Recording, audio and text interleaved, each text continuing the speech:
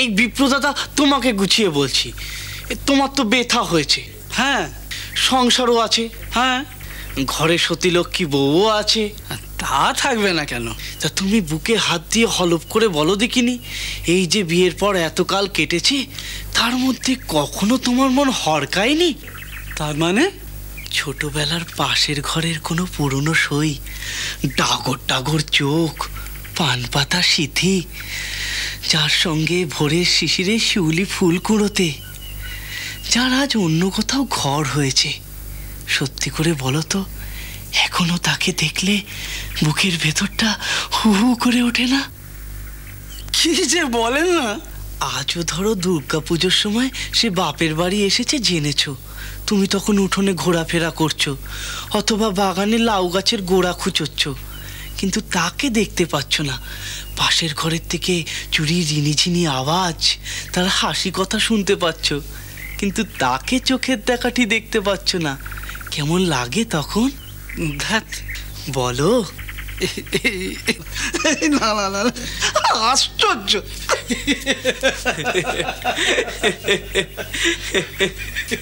মাধব, কি বুঝলি?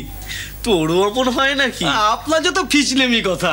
কেন শুনলি তো, তোর সামনেই তো ভজালাম। আসলে কি জানিস, ওই টানটাই চাই। ওই যে মেয়েটির কথা বললুম, ওরও অমনি টান বিপ্রদাদার ওপর।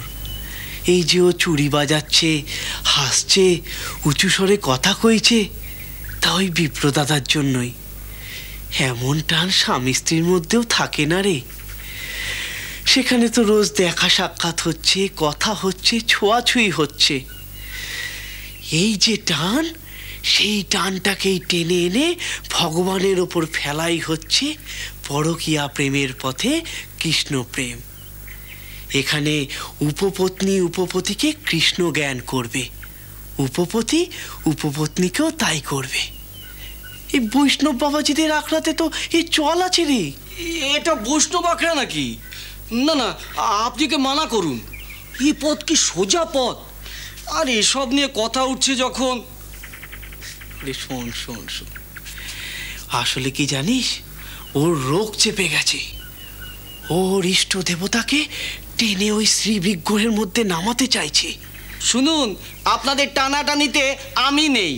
সেজবাবু যদি আমাকে জিজ্ঞাসা করেন, আমি কিন্তু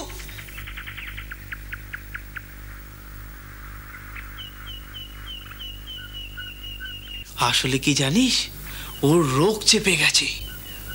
ওর ইষ্ট দেবতাকে টেনে ওই শ্রী বিগ্রহের মধ্যে নামাতে চাইছে। শুনুন, আপনাদের টানাটানিতে আমি নেই। সেজবাবু যদি আমাকে জিজ্ঞাসা করেন, আমি কিন্তু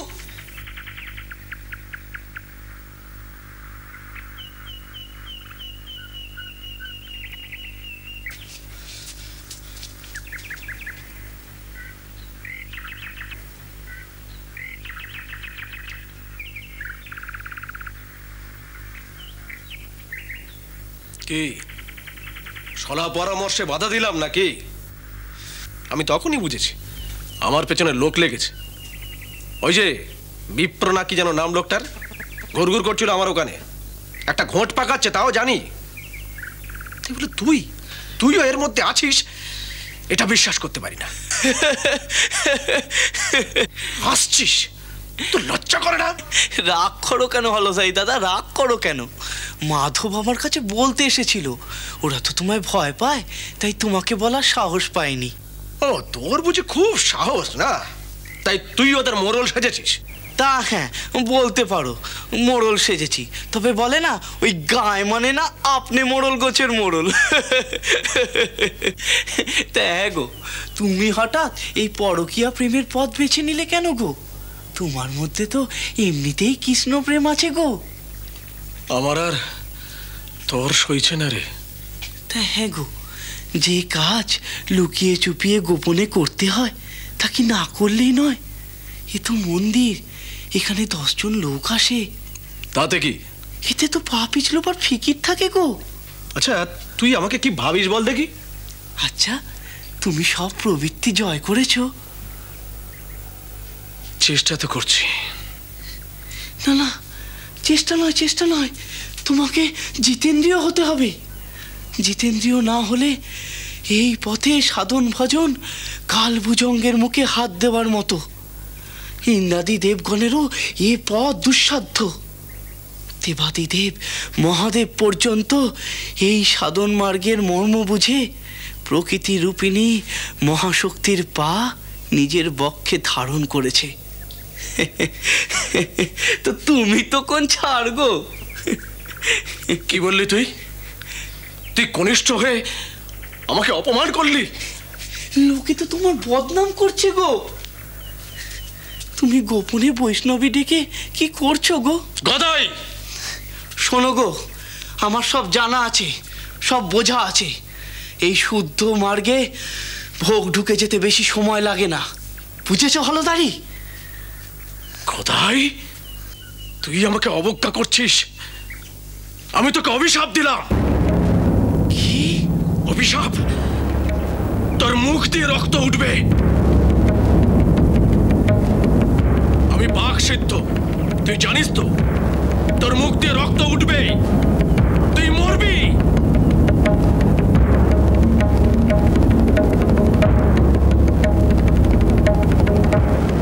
কি বলছিস?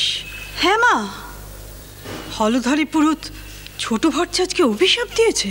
হ্যাঁ মা। কেন? সে আমি জানি না, তবে ছোট ভট্টাচার্য নাকি কেটে কেটে একসার। কি হয়েছে সেটা বলবি তো? জানি না গো মা, সত্যি বিশ্বাস করো। তবে শুনেছি দুজনের মধ্যে নাকি বনিবনা নেই। আমার মন্দিরে দাঁড়িয়ে আমার ঠাকুর কি অভিশাপ? কি জানি, মনে হয় ওই পুজো টুজো নিয়েই বোধহয় কোনো গোল বেঁধেছে। হ্যাঁ রানীমা, তাই। তবে আমার ভারী দুঃখ জানো তো, ওদের আমার ঠোকাঠুকি ঝগড়া আমি দেখতে পেলুম না। এই তুই চুপ কর। আহা, রানীমা ভালো করেই জানে আমার বাবু একটু ঝগড়া দেখতে ভালোই লাগে। এই শুধু সব বলেছিস রানীমাকে? না, তুই বল। কেন? বল না, আমার মুখ সিদ্ধি কথা। ওফ, তুই বল। কি রে, কি কথা? কেউ কেউ আছে যাদের নজরে সব কিছু পড়ে, তারা সব কিছু দেখতে দেখতে যায়, এ পথে যায় ও পথে যায়, তারপরে ভগবানকে গিয়ে পায়। সোজা পথে কেউ যায় আর কেউ যায় ঘুর পথে। সেজুবাবু সাধুদের পেছন পেছন ঘুরে বেড়াচ্ছেন? হ্যাঁ, সে বেটারাও তো মজা পেয়ে গেছে। ও কথা বলছিস কেন? বলবো না, এ তো ভালো বিনিবসের পান্তশালা। গঙ্গার পাড়ে এমন থাকার জায়গা, গোবিন্দভোগ চাল আর খাঁটি ঘিয়ের ভোগ ছাড়ে। তুই তো আর কোনোদিন সাধু সঙ্গ করিসনি, তাই বুঝতে পারছিস না। আমার সাধু সঙ্গ করে কি হবে? কি হবে? ওরে, পরশমণির ছোঁয়া পেয়ে ভেতরটা সোনা হয়ে যাবে রে, সোনা হয়ে যাবে। শ্রীরাম